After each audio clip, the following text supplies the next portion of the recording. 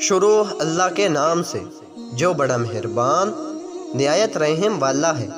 Doctor تیزی سے ہسپتال میں داخل ہوا، کپڑے تبدیل کیے اور سیدھا آپریشن تھیٹر کی طرف بڑھا۔ اسے ایک بچے کے آپریشن کے لیے فوری اور ہنگامی طور پر بلایا گیا تھا۔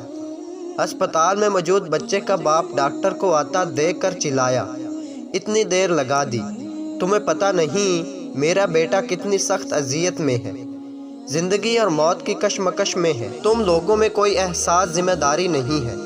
مجھے افسوس ہے میں اسپتال میں نہیں تھا، جیسے ہی مجھے کال ملی میں جتنی جلدی آ سکتا تھا آیا ہوں، ڈاکٹر نے مسکرا کر جواب دیا۔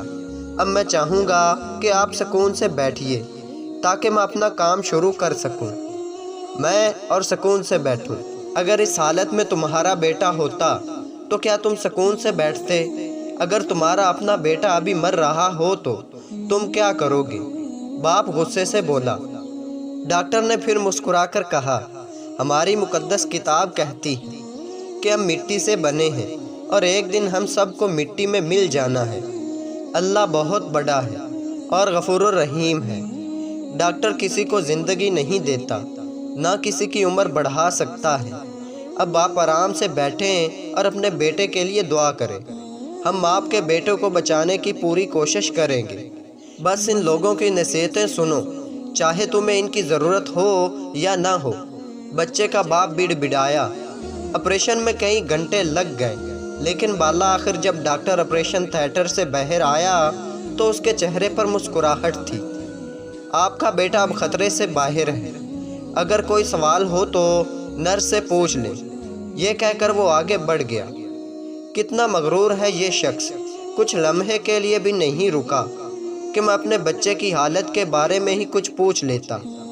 بچے کے باپ نے ڈاکٹر کے جانے کے بعد نرس سے کہا۔ نرس نے روتے ہوئے جواب دیا، اس کا بیٹا کل ایک ٹریفک کے حادثے کا شکار ہو گیا تھا۔ جب ہم نے اسے آپ کے بیٹے کے لیے کال کی تھی تو وہ اس کی تدفین کا انتظار کر رہا تھا۔ اب جب کہ اس نے آپ کے بیٹے کی جان بچا لی تو وہ اپنے بیٹے کی تدفین کے لیے چلا گیا ہے۔ کبھی کسی پر بے جا تنقید نہ کرو، کیونکہ تم نہیں جانتے کہ دوسروں کی زندگی کیسی اور وہ کن مشکلات میں مبتلا ہے۔ تمہیں نہیں پتہ کہ وہ تمہارے کام آنے کے لیے کتنی بڑی قربانی دے رہا ہے۔ والسلام۔ تو دوستوں، امید کرتا ہوں یہ ویڈیو آپ دوستوں کو اچھی لگی ہوگی۔ اگر ویڈیو اچھی لگی ہو تو چینل کو سبسکرائب کریں۔ تو ملتے ہیں ایسی اچھی ویڈیو میں، تب تک کے لیے اللہ حافظ۔